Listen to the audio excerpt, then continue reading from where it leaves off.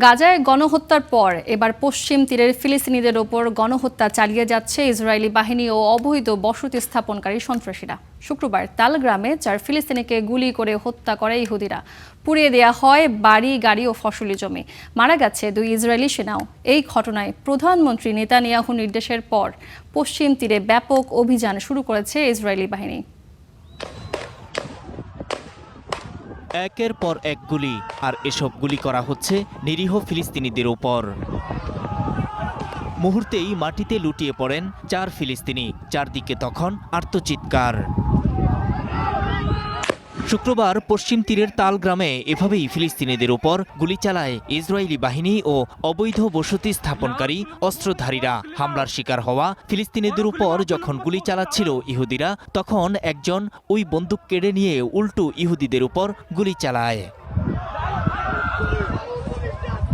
এই ঘটনায় 4 ফিলিস্তিনিকে হত্যা করেছে ইসরায়েলি বাহিনী। মারা গেছে 2 ইসরায়েলি সেনাও।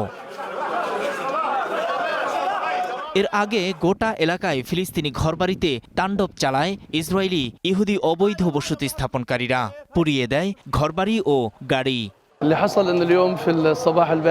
ভোরে 20 থেকে 30 জনের ইসরায়েলি বসতি স্থাপনকারী গ্রামে প্রবেশ করে বাড়িঘরে হামলা চালায়। এতে বাধা দিলে স্থানীয় বাসিন্দাদের সাথে তারা সংঘর্ষে জড়ায়। এ সময় বসতি স্থাপনকারীরা গ্রামবাসীদের উপর গুলি করে 4 ফিলিস্তিনি নিহত, আরও বেশ কয়েকজন আহত হয়েছে।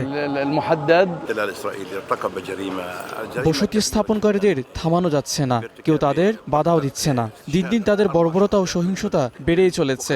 ফিলিস্তিনিরা শুধু তাদের পরিবার ও ঘরবাড়ি রক্ষা করার চেষ্টা করছে।